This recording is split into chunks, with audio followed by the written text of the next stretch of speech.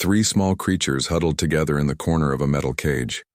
Their scales were pure white, so pale they almost glowed under the harsh station lights. They pressed against each other for warmth and comfort, their red eyes darting nervously at every sound. Around them, the breeding facility bustled with activity, but no one came near their isolated corner. The Scareen species ruled trade and military contracts across 12 star systems. Their reputation for strength and tactical brilliance made them sought after as soldiers, guards, and commanders. Every year, the orbital station above their homeworld Theos produced hundreds of hatchlings. Families from across the galaxy paid enormous sums to adopt these future warriors. But not these three. The female handler who brought their daily rations never looked at them directly. She slid the food tray through a slot and walked away quickly, as if their condition might be contagious.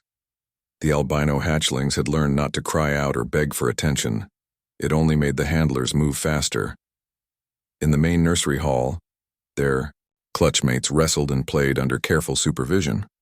Those hatchlings had proper green and brown scales that gleamed healthily.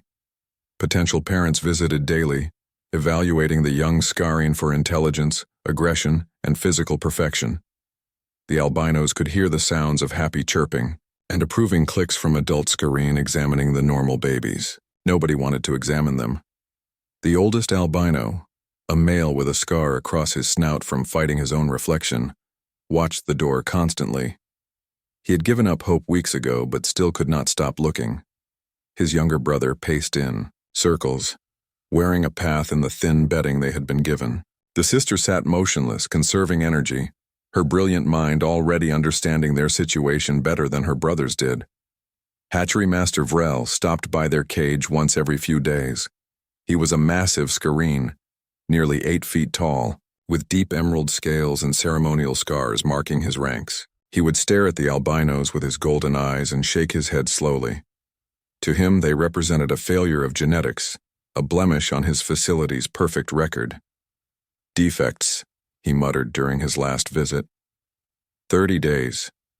If no sponsor claims them, we proceed with disposal. It is the merciful choice.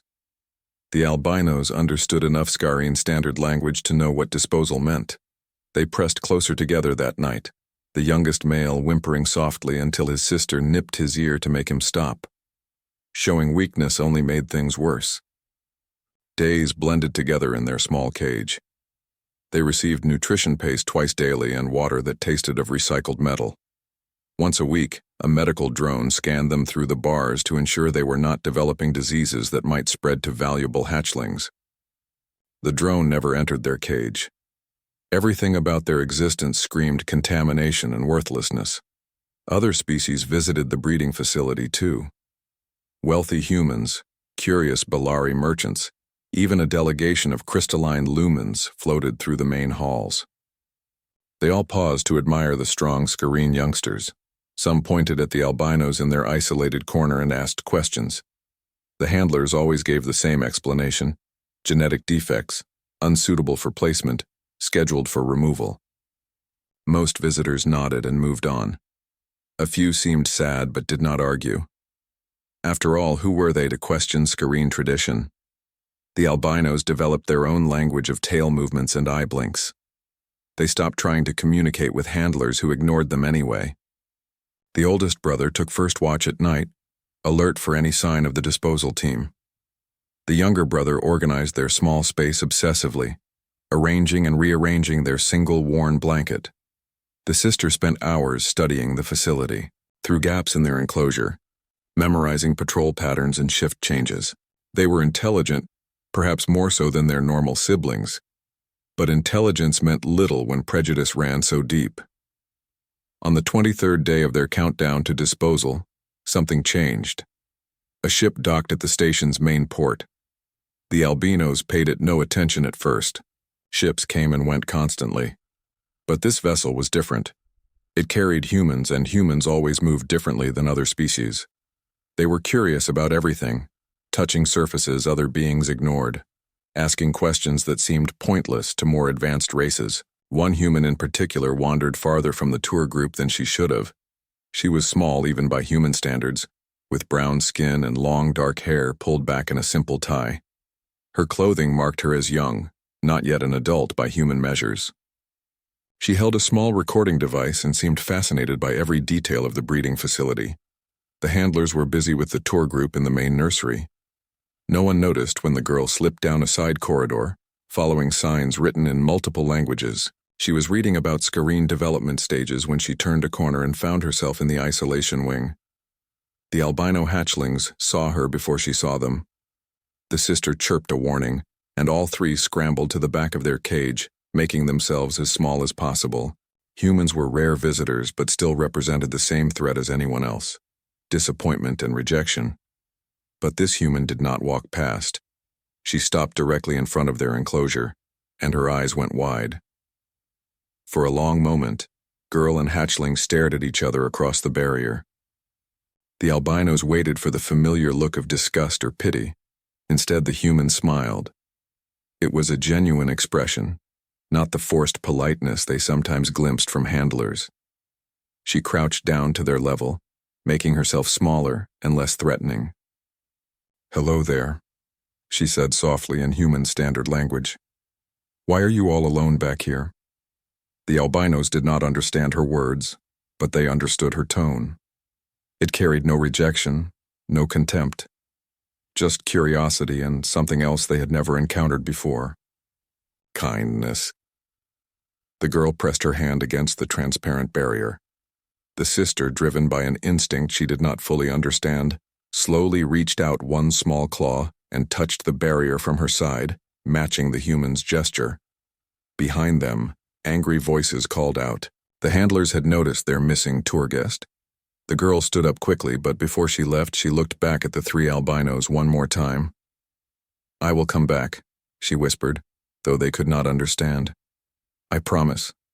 For the first time since hatching, the three albinos felt something other than fear and despair.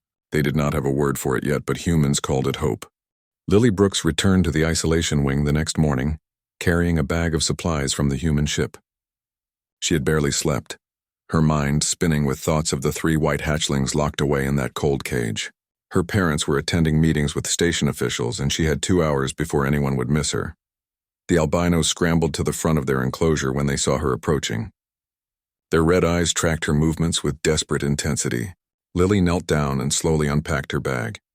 A blanket, some dried fruit from the ship's stores, and several children's picture books she had loved when she was younger.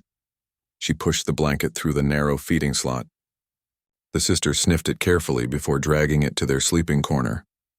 The fabric was soft and clean, nothing like the rough material they had been given. All three hatchlings immediately curled up on it, their tails intertwining. Lily opened the first book and held it against the transparent barrier so they could see the pictures. She read slowly, pointing to each image. A dog playing in a yard, children laughing together, a family eating dinner. The hatchlings watched with complete focus, their heads tilting at the colorful drawings. Over the following days, Lily established a routine. She would sneak away from the human delegation's scheduled activities and spend every free moment with the albinos. She brought them better food, though she had to be careful not to alert the handlers. She drew pictures in a notebook and showed them simple words in both English and Scurine Standard. The hatchlings proved remarkably quick learners. Within a week, they understood basic commands: sit, come, stay. Lily began assigning them names based on their white coloring. The older, cautious brother became Ash. The energetic younger brother was Frost. The observant sister was Snow. When Lily spoke their names, the hatchlings responded with excited chirps. They had never been given individual names before, only a designation number for the facility's records. Having names meant they were individuals, not just defective inventory. Hatchery Master Vrel discovered Lily during her second week of visits. He strode into the isolation wing with 2 handlers flanking him, his massive form blocking the light. "Human child," he rumbled in accented English. "You waste your time with genetic failures. These creatures are scheduled for disposal in 8 days. Lily stood up and met his gaze without flinching. "Why? What did they do wrong?" Vrel's scales rippled with annoyance. "They are albino, weak, unsuitable for any proper Scurine family. It is merciful to end their suffering before they burden anyone." "They don't look like they're suffering," Lily said, gesturing to the 3 hatchlings who were now playing gently with a toy she had brought. "They look smart and healthy." You understand nothing of our culture, Vrel said coldly. But I will allow these visits to continue. Let it be known that even rejects are too worthless for human pity. He turned and left, his tail scraping the floor. But his words gave Lily an idea. If she could prove that the albinos had value, if she could show they were not defective at all, perhaps she could save them. She started recording her sessions with them, documenting how quickly they learned, how they solved simple puzzles she created, how they cooperated with each other to overcome challenges. The hatchlings began to trust her completely. Frost would press against the barrier when she arrived, making happy clicking sounds. Ash watched over his siblings but gradually relaxed in her presence. Snow would bring Lily small gifts through the feeding slot, pebbles and scraps of shiny material she found in the cage. Lily taught them more English words: friend, safe, stay, together. She told them stories about Earth, about oceans and forests and cities full of different people living side by side. The hatchlings listened with rapt attention, their world expanding beyond the metal walls they had always known. By the third week, they could communicate in simple sentences using a mix of Scareen and English words plus gestures.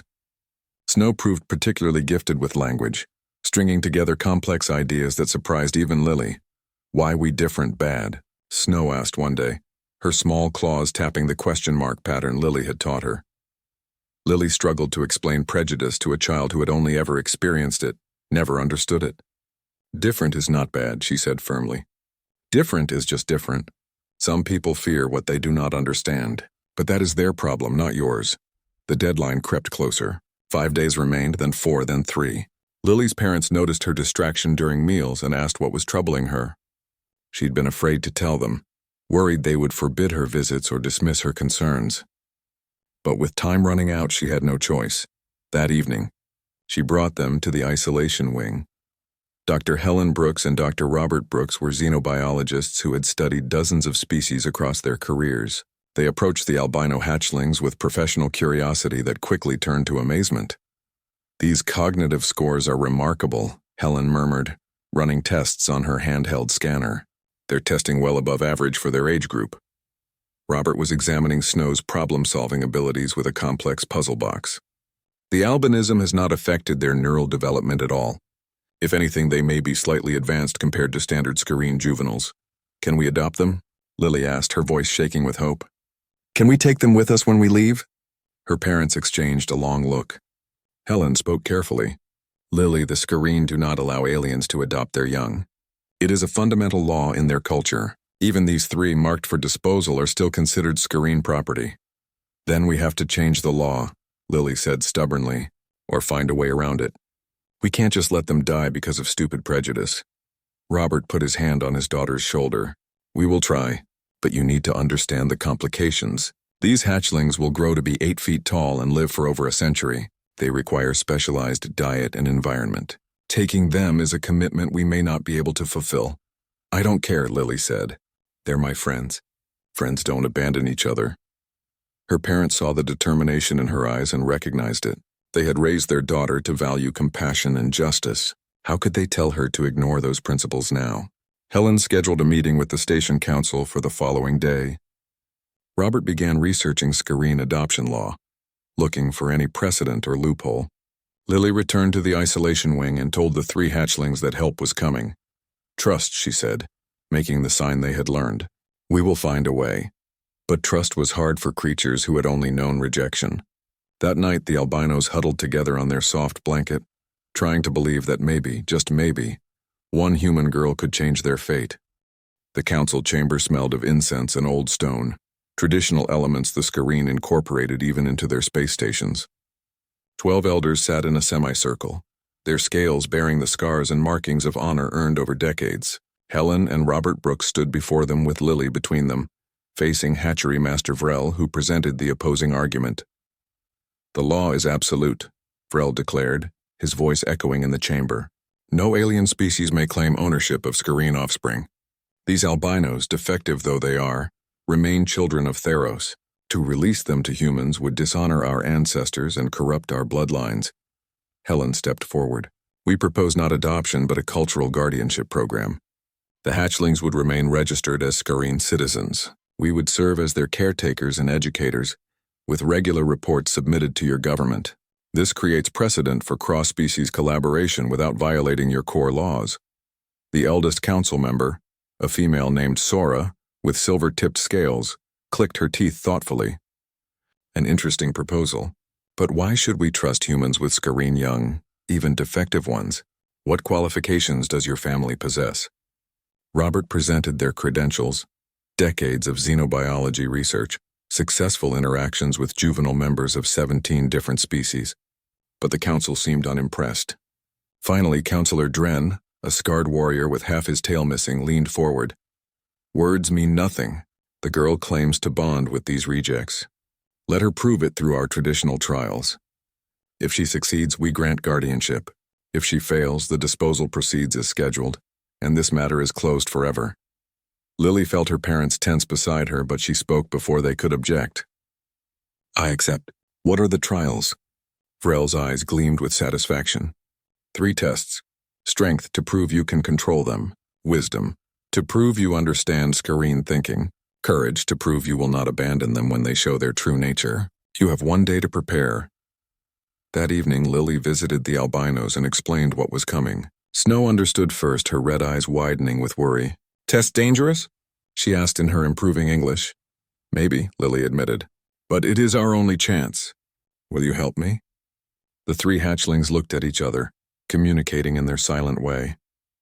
Finally, Ash moved to the barrier and placed his claw against it. We help, you first, friend. We protect. The next morning, a crowd gathered in the facility's training arena. Word had spread about the human girl challenging scurrying tradition. Handlers, maintenance workers, even some visiting merchants came to watch. The betting pool strongly favored Lily's failure. The first trial began at noon. Lily entered a circular ring where Ash waited on the opposite side. Counselor Dren explained the rules. You must physically restrain the hatchling for 30 seconds. No weapons. No assistance. This proves you have the strength to prevent them from harming others. Lily approached Ash slowly. He was already larger than her, nearly 4 feet tall and heavily muscled despite his youth. The crowd murmured. This was clearly impossible. A human child could not overpower even a juvenile scurrying. But Lily and Ash had a plan. She came close and whispered, "Please help me save you." Ash understood. He lunged forward as if attacking, and Lily sidestepped, using his momentum to pull him off balance. They tumbled together, and Lily ended up on his back, her arms wrapped around his neck in a restraining hold she had researched the night before. Ash could have thrown her off easily, but he went still, counting silently as Lily clung to him. The judges counted aloud. 20 seconds, 25, 30. A horn sounded. Vrel protested immediately. The creature allowed it. This proves nothing. But Counselor Sora raised her hand. It proves they can cooperate. That is its own form of strength. The first trial is passed. The second trial came an hour later.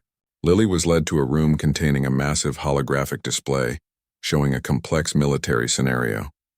12 scurrying warriors faced an enemy force with superior numbers and position. She had to devise a strategy for victory within 10 minutes. Lily stared at the display, her mind racing. She knew nothing about scurrying military tactics.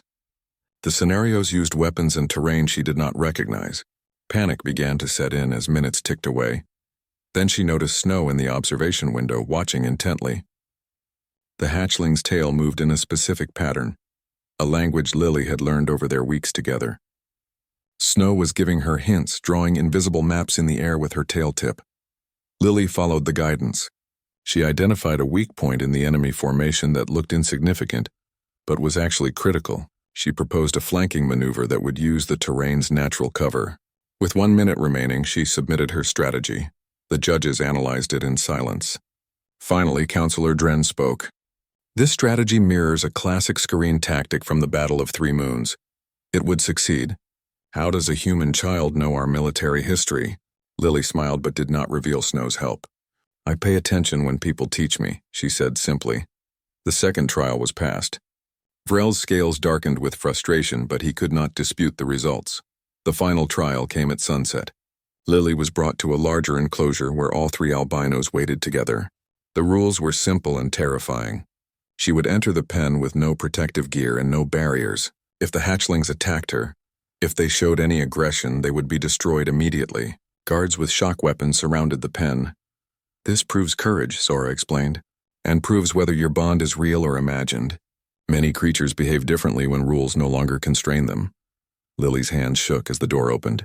Her parents tried to stop her, but the judges held them back. This was Lily's choice alone. She stepped into the enclosure and the door sealed behind her. The three albinos stood together on the far side, watching her. For a long moment, nobody moved. Then Frost chirped softly and rushed forward. The guards tensed, weapons rising. But Frost only pressed his head against Lily's stomach, the scurrying gesture of affection and trust. Ash followed, moving to her left side protectively. Snow came last, circling them all with her tail in a protective loop. The four stood together in the center of the enclosure while the crowd watched in complete silence. Lily sat down on the floor, and the three hatchlings arranged themselves around her. She pulled out the storybook she had been reading to them and opened to their favorite page. In a clear voice, she began to read about a princess who befriended 3 dragons everyone else feared. She read for 5 minutes while the albinos listened peacefully, occasionally making happy sounds. The guards slowly lowered their weapons. Even Vrel seemed unable to maintain his anger in the face of such obvious connection. When Lily finished the story, she stood up and walked to the door. The albinos followed her like shadows, stopping only when she turned to say goodbye. Soon, she promised them. We will be together soon. Counselor Sora stood and addressed the chamber. The trials are complete. The human child has proven strength through cooperation, wisdom through learning, and courage through trust. I vote to grant cultural guardianship. One by one, the other counselors agreed. Even Dren, though reluctantly, acknowledged that Lily had met the requirements. Only Vrel voted against, but he was outnumbered. The albinos will be released to human custody, Sora declared. But understand this. They will wear monitor bands until they reach adulthood. Any incident of violence, any failure in their development, and they will be recalled and disposed of immediately. This is not mercy. This is probation, Lily nodded, accepting the terms. She did not care about conditions or restrictions. Her friends were saved. That was all that mattered. That night, the albinos were moved from their isolation cage to a temporary holding area near the human ship. Lily brought them real food and more blankets, and they celebrated together. They did not understand everything about their future, but they understood one thing perfectly. They were wanted. Finally, after weeks of rejection, someone had chosen them. A small human girl with a big heart had looked at 3 broken creatures and seen family. The research vessel Wayfinder was designed to house a crew of 40 humans comfortably, with additional space for cargo and scientific equipment. It was not designed for 3 rapidly growing scurrying juveniles with sharp claws and heavy tails. Within the first week, they accidentally broke 2 chairs, cracked a wall panel, and shattered 3 water containers just by moving through the corridors. Lily worked to help them adjust, but the ship felt wrong to creatures built for open spaces and natural light. The albinos stayed cramped in the cargo bay area that had been converted into their quarters, surrounded by unfamiliar smells and constant humming from the engines. The crew divided into 2 camps. Some, like Dr. Helen Brooks and the head botanist Ruth, saw the albinos as Lily's friends and tried to make them welcome. They learned the hatchlings' names and brought them snacks from the galley. Ruth even started growing special plants that Skareen enjoyed eating, but others saw only danger. Engineering Chief Gordon Patterson led this group. He was a military veteran who had fought against Skareen raiders in his youth and carried deep distrust of the species. He argued loudly in crew meetings that 3 predators had no place on a civilian research vessel. They're children, Helen countered during one heated discussion. They're learning to adapt. They're animals, Patterson shot back. And animals follow instinct. Mark my words, someone will get hurt. The albinos knew they were not wanted by everyone. They could smell fear and hear the hostile whispers. Frost, the boldest of the 3, wanted to prove himself worthy. He started wandering the ship alone, trying to help with tasks despite lacking training. Snow focused on learning everything she could about humans. She watched educational videos, studied medical texts from the ship's database, and practiced speaking English until her pronunciation was nearly perfect. Ash stayed close to Lily, serving as her silent guardian whenever she moved through the ship. 6 months passed. The albinos grew rapidly, each reaching 5 feet in height and gaining muscle mass that made crew members nervous. Their monitor bands tracked their location and vital signs constantly, data streaming back to the Scarine Council. Any aggressive spike in their heart rates or stress hormones would trigger an immediate investigation. Lily, now 16, spent every free hour teaching them about human culture and social rules. She showed them how to interpret facial expressions and tone of voice. She explained personal space and appropriate greetings. The albinos tried hard to follow every rule, desperate not to give anyone an excuse to send them back. But mistakes happened. Frost did not understand that humans valued privacy and walked into occupied bathrooms. Snow's questions during crew movie nights annoyed people who wanted to watch in silence. Ash's protective instincts made him growl softly when strangers approached Lily too quickly. The breaking point came during a routine maintenance shift. Lily was helping Patterson repair a coolant leak in the lower engineering deck. She reached for a tool on a high shelf, and Patterson, frustrated with her slow pace, stepped close behind her and raised his voice. "Move faster, girl. We don't have all day for your fumbling." He did not touch her, but his tone was harsh and his body language aggressive. Frost, who had been working quietly in the adjacent compartment, heard the shout and came running. He saw Lily pressed against the wall with Patterson looming over her. His juvenile mind processed the situation through a simple lens: friend in danger. Frost lunged forward and struck Patterson's arm with his claws, not hard enough to injure seriously, but enough to draw blood. Patterson shouted in pain and anger, and alarms immediately blared as Frost's monitor band registered aggressive action. Within minutes, security personnel arrived. Patterson demanded Frost be locked up or ejected from the ship. The albinos were confined to their quarters while the crew held an emergency meeting. Lily tried to explain that Frost was only protecting her, that Patterson had been threatening, but the facts were clear. A Scarine had attacked a human crew member. Robert Brooks, as the senior officer who had signed for guardianship, called everyone to the main conference room. Patterson sat with his bandaged arm, glaring at the closed door where the albinos waited. Other crew members whispered nervously. "We agreed to give them a chance," Robert began, "but this incident violates our agreement with the Scarine Council." Frost's actions could be interpreted as violent assault. He was protecting Lily, Helen argued. "Any creature would defend a friend from perceived danger." "I was not threatening her," Patterson snapped. "I was doing my job and that animal attacked me for no reason." Lily stood up, her voice shaking but determined. "Frost is still learning. He does not understand all our social signals yet. He made a mistake, but it was not malicious. Giving up on him now would be wrong." "This is not about right or wrong," Patterson said coldly. "This is about safety. Those creatures are too dangerous to keep aboard. They need to go back to the Scarine or be dropped at the next station." The vote was close. 18 crew members voted to return the albinos to Scarine custody. 15 voted to give them another chance. 7 abstained. Robert had the final decision as ship commander. He looked at his daughter, saw the tears in her eyes, and felt the weight of responsibility crushing him. If he kept the albinos and someone got seriously hurt, it would be his fault. But if he sent them back knowing they would be killed, how could he live with that choice? "We keep them," he said finally, "but with conditions. The albinos will undergo formal training in human behavior and social interaction. They will not roam the ship unsupervised until they pass competency tests. And if another incident occurs, there will be no second chances." Patterson stood up angrily and left the meeting.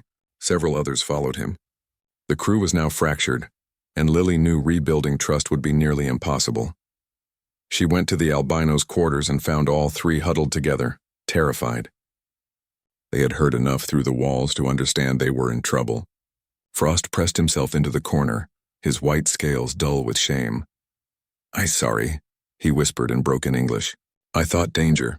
I protect wrong." Lily wrapped her arms around his neck. "You protected right. Your heart was right. We just need to teach your head to understand better. Okay?" The ship's counselor, Dr. Willis, developed a comprehensive training program. Every day for 3 hours, the albinos studied human communication, cultural norms, and conflict resolution. They watched videos of human interactions and practiced appropriate responses. They learned about tone, context, and the difference between actual threats and simple disagreements. Ash proved to be gifted with mechanical work and was assigned to help with basic engineering tasks under supervision. Frost joined the security team for physical training, learning how to assess real dangers. Snow worked with Ruth in the hydroponics bay and studied medicine through the ship's educational network. Slowly, carefully, they found their place. Crew members who had been frightened began to see them as individuals rather than threats. The albinos learned which humans enjoyed their company and which preferred distance. They adapted their behavior to make others comfortable. Patterson never fully forgave Frost, but he stopped actively campaigning for their removal. An uneasy peace settled over the ship. The albinos wore their monitor bands without complaint and checked in with Robert every evening to report their activities. A year after leaving the Scarine station, Lily turned 17. The albinos were now equivalent to human teenagers, standing 6 feet tall and speaking fluent English. They still made mistakes, still struggled with concepts that came naturally to humans, but they tried harder than anyone else on the ship. On Lily's birthday, they used their small allowance from ship duties to buy her a gift from the last space station. It was a small crystal that refracted light into rainbow colors. Snow had chosen it because it reminded her of hope, something colorless becoming beautiful when viewed the right way. "We were nothing," Snow said, presenting the gift with careful ceremony. "You saw light inside. Thank you for looking." Lily hugged all three of them, no longer caring that their scales were rough or their bodies alien. They were her family in every way that mattered. And as the Wayfinder sailed deeper into unexplored space, she knew their story was just beginning. The real test would come when they faced a crisis together, when the crew would finally see what Lily had known from the start. The three rejected hatchlings were not broken at all. They were exactly who they were meant to be. 2 years after leaving the Scarine breeding station, the Wayfinder joined a convoy of research and transport vessels traveling through the disputed border zone between human and Gruul territories. The journey was considered safe enough, as both governments honored a fragile peace treaty. But space pirates and raiders cared little for diplomatic agreements. Lily was 17 now, helping her mother catalog plant samples in the laboratory. Ash, Frost, and Snow had grown into young adults, each standing nearly 7 feet tall with lean muscle and confident movements. They wore their monitor bands without complaint and had proven themselves valuable crew members. Ash assisted in engineering, Frost trained with security, and Snow studied medicine under Dr. Willis. The distress signal came during third shift when most of the crew slept. A colony ship carrying settlers to a new world had been attacked. Life support was failing. Hundreds of people were trapped, including families with children. The convoy's military escort was 3 hours away on patrol. The Wayfinder and 2 other civilian ships were closest, but they had minimal combat capability. Admiral Hayes, commanding the escort fleet, sent urgent orders. Assess the situation, but do not engage hostile forces. Robert Brooks assembled his senior crew in the conference room. The tactical display showed the damaged colony ship venting atmosphere from multiple breaches. Sensor scans detected Gruul energy signatures, likely a raiding party looking for technology and valuable cargo. "We need to evacuate survivors," Helen said, studying the readouts. "But the raiders may still be aboard. Our security team is 5 people, none with military combat experience." Patterson spoke grimly. "The raiders will have at least a dozen armed fighters. If we send our people in, they will be slaughtered." A knock sounded on the door. Ash entered, followed by his siblings. All 3 wore serious expressions. "We volunteer," Ash said in his deep, carefully practiced voice. "We go with rescue team." Robert shook his head immediately. "Absolutely not.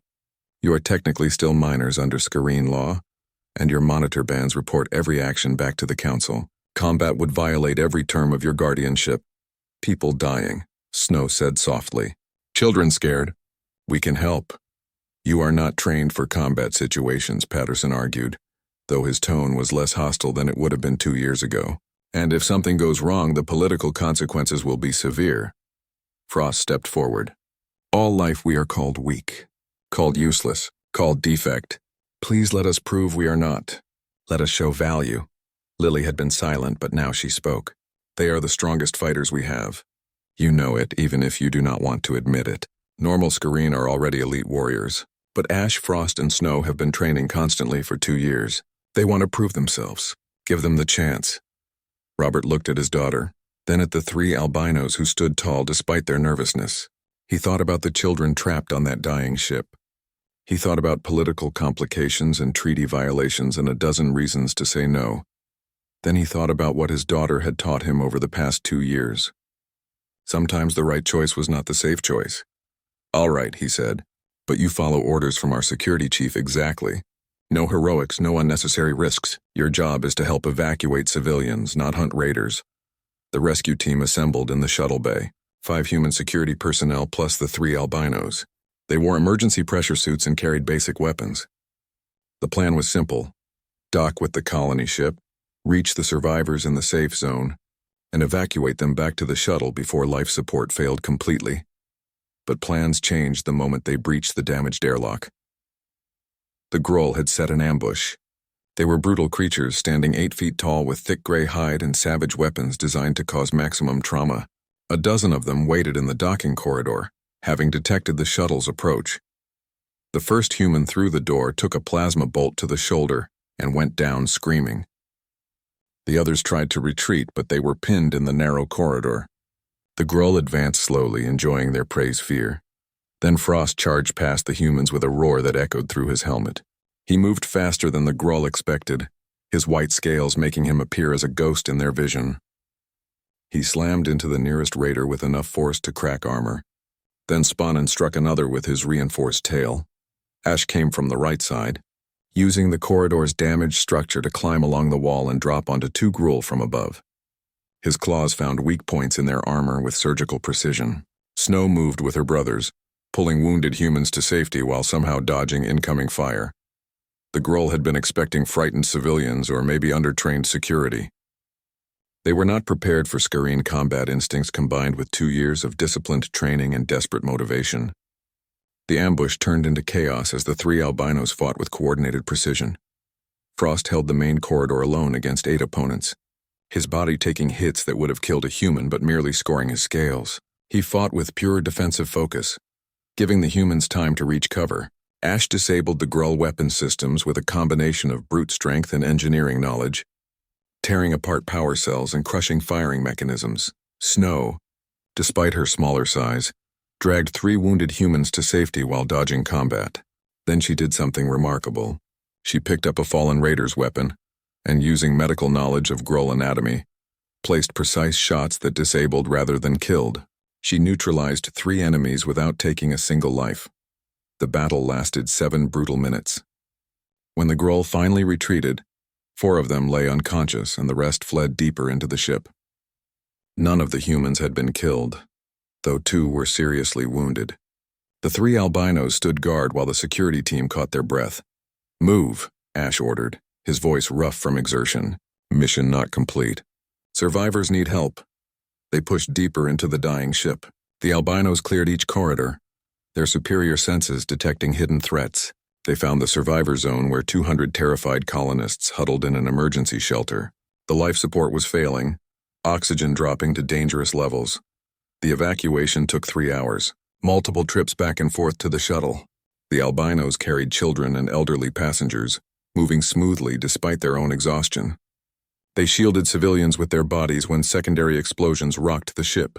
They worked without rest until every single survivor was safely aboard rescue vessels. The last to leave was Snow, who had stayed behind with Dr. Willis to treat the most critically injured. She carried a human child no older than 5.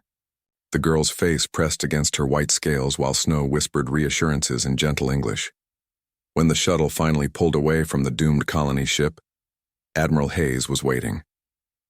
The military escort had arrived to find civilian vessels successfully completing a rescue that should have been impossible.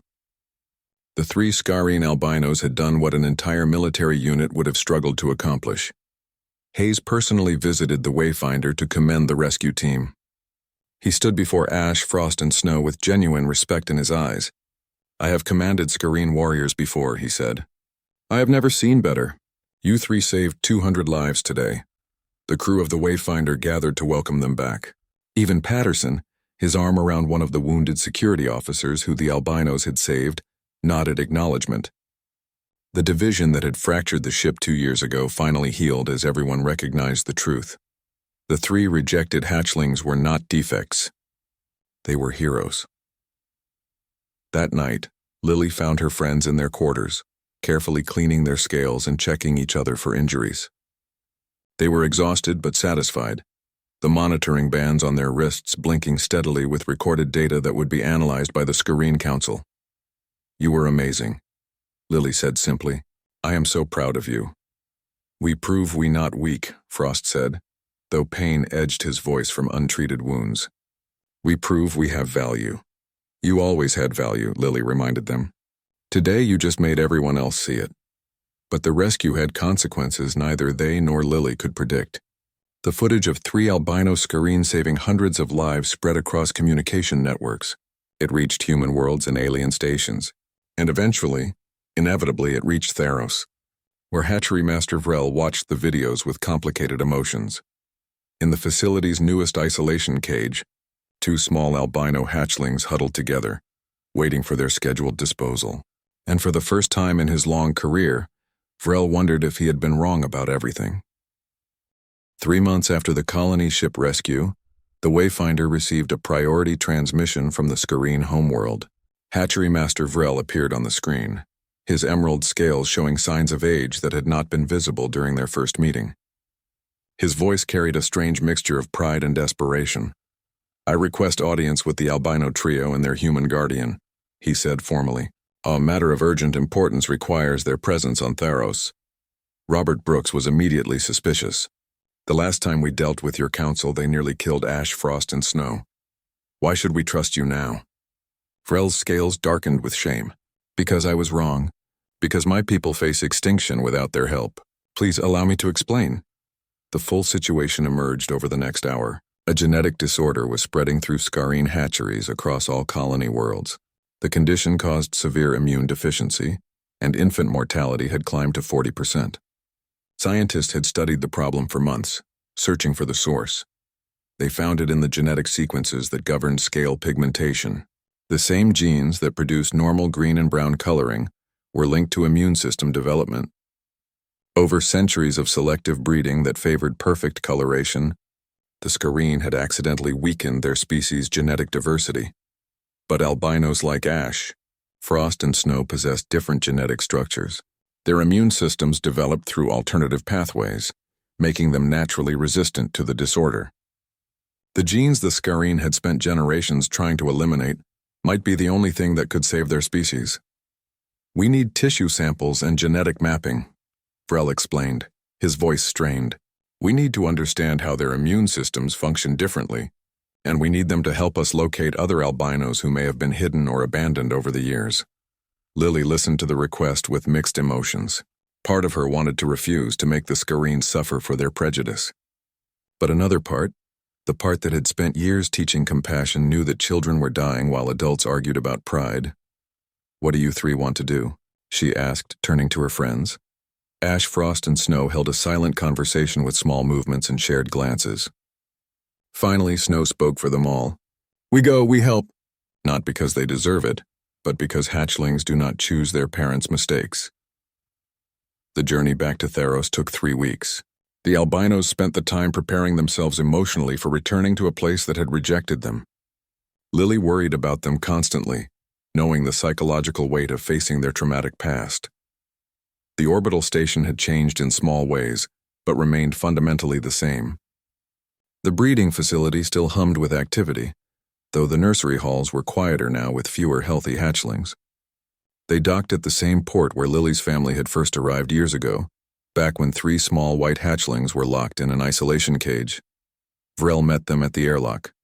He had aged noticeably, stress and guilt wearing on him. He greeted the 3 albinos with proper Scureen formal respect, lowering his head in acknowledgement of their status. It was a gesture normally reserved for honored warriors and elders.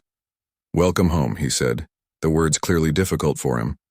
"This was never home," Frost replied coldly. "Home is where we are wanted. This is just where we hatched." The research facility had been prepared for their arrival. Scureen geneticists worked alongside human medical specialists to conduct careful, non-invasive tests. They took tissue samples, mapped genetic sequences, and ran simulations. The albinos cooperated fully, though their monitor bands tracked their stress levels climbing steadily. The results confirmed what scientists hoped. The albino genetic structure included redundant immune pathways that could be isolated and potentially introduced into the general population through carefully managed breeding programs. It would take generations to fully repair the damage, but there was now hope where before there had been only despair. Counselor Sora, now the eldest member after several retirements, requested a private meeting with Ash, Frost, Snow, and Lily. They gathered in the same council chamber where Lily had undergone her trials years before. "You have given us a gift we do not deserve," Sora said quietly. "You owe us nothing, yet you came anyway. This is the definition of honor that we claim to value but rarely demonstrate." "We came for the children," Snow said simply. "They should not suffer for mistakes made before they hatched." Indeed, Sora's scales shifted in a pattern that indicated deep thought. "Which brings me to a difficult request. While examining facility records, we discovered 2 albino hatchlings were born during this cycle. Under our old laws, they would have been disposed of already. But the administrator delayed, uncertain after witnessing your achievements. They remain in isolation, awaiting decision." Lily felt her heart clench. 2 more rejected hatchlings locked away and frightened, just like Ash, Frost, and Snow had been. She looked at her 3 friends and saw her own emotions reflected in their eyes. "We wish to see them," Ash said firmly. The isolation wing looked exactly as it had 3 years ago. The same harsh lighting, the same cold metal cages, the same atmosphere of neglect. In the corner cage, 2 small white hatchlings huddled together. They were even younger than Ash and his siblings had been, barely 2 months old. The baby albinos scrambled to the back of their cage when the group approached, making distressed chirping sounds. They had learned already that visitors meant nothing good. Lily felt tears sting her eyes at the familiar scene, but this time the visitors were different. Ash knelt down in front of the cage and spoke in gentle Scareen. "We are like you. White scales, red eyes. We were unwanted too. But we survived. We found family. You are not alone." The baby hatchlings stopped retreating. They stared at the 3 large albinos with wonder, seeing themselves reflected in these strong, confident adults. Snow made soft clicking sounds of comfort, while Frost carefully pushed a treat through the feeding slot. Lily understood what needed to happen before anyone said a word. She turned to Vrel, who had followed them to the isolation wing. "We will take them. Add them to our guardianship." Vrel nodded slowly. "I expected no less. The council has already prepared the paperwork. But I must ask, how will you manage 5 Scareen juveniles? The youngest 2 will need constant care." "We figure it out," Ash said firmly. "Like Lily's family figured out how to care for us. No one should grow up thinking they are broken. We teach them truth. They are perfect exactly as they are." The legal process took 2 days, during which Lily and the others visited the baby albinos constantly. They brought soft blankets, good food, and most importantly, attention and affection. The little ones slowly began to trust, especially when Snow stayed overnight in their cage to comfort them. On the 3rd day, Counselor Sora made an announcement that would change Scareen culture forever. She stood before the full council and declared the immediate end of all policies regarding albino hatchlings. No more isolation, no more disposal, no more treating genetic variation as defect. "The galaxy watched 3 albinos save 200 lives, Sora said, her voice carrying through every speaker in the facility. "They proved our prejudice wrong through action and honor. We will not make this mistake again. All hatchlings, regardless of scale color, will receive equal care and opportunity." The council voted unanimously. Vrel himself proposed they establish a new program to locate and rehabilitate any albinos who had been hidden or abandoned across Scareen territories. It would be called the Brooks Initiative, named after the human girl who taught a warrior species about compassion. Lily stood with Ash, Frost, and Snow as the announcement broadcast across Scareen worlds. The 2 baby albinos were in Snow's arms, content and safe. The 5 of them represented something that should have been impossible. Rejected creatures finding not just survival, but purpose. That evening, as they prepared to leave Theos for the last time, a small group gathered near the shuttle. Young Scareen, normal and albino together, came to see the heroes depart. One child, a little albino female barely 3 months old, approached Lily nervously. "Is true?" the child asked in halting English. "You chose to be friends with rejects?" Lily knelt down to the child's level and smiled. "I did not choose to be friends with rejects. I chose to see people that everyone else was too blind to notice." That is a big difference. The child's red eyes widened with understanding and hope. I see too? Yes, Lily said gently. You will see many things others miss. Your eyes work differently, so you notice things they cannot. That is not weakness. That is gift. The shuttle lifted off, carrying 7 passengers back to the Wayfinder. Lily sat between ash and snow, with Frost holding both babies carefully in his lap. They looked down at Theos shrinking below them, a world that had rejected them but could no longer define them. What will we name the little ones? Lily asked. The 3 albinos considered carefully. Hope, Snow said finally, indicating the female baby. And Light, Ash added, touching the male baby's small head. Because they live in a world we helped change. They will never know the darkness we knew. The Wayfinder's crew welcomed the 2 new additions with preparation and patience. They had learned much over the past 3 years about acceptance and growth. The babies cried often those first weeks, adjusting to strange surroundings. But they were never alone. They had 5 protective older siblings, a ship full of adoptive aunts and uncles, and 1 determined human girl who had proven that love could cross any boundary. Years later, long after Lily grew up and started her own work helping troubled youth across species, people would ask her about the famous albino Scareen who had changed their society. They wanted to know the secret of how she had achieved the impossible. Her answer was always the same and always simple. I asked for a friend. They said yes. Everything else followed from that one simple choice. And in universities, military academies, and hatcheries across 100 worlds, they taught the story of the cranky albino hatchlings who were rejected by everyone, until one human girl looked past their scales and saw their souls. It became a lesson about prejudice, compassion, and the courage to challenge traditions that cause harm. But for Lily and her family, the story was never about lessons or fame. It was about 7 beings who found each other in the darkness and chose to create light together. It was about proving that family has nothing to do with biology and everything to do with choice. And in the quiet moments aboard the Wayfinder, when the ship sailed through the stars and the crew slept peacefully, 5 Scareen and 1 human would gather together and remember that first meeting in an isolation cage. They would remember fear becoming trust, rejection becoming acceptance, and loneliness becoming love. They would remember that sometimes the most important thing you can do is see someone that the world has decided not to look at, and then simply beautifully refuse to look away.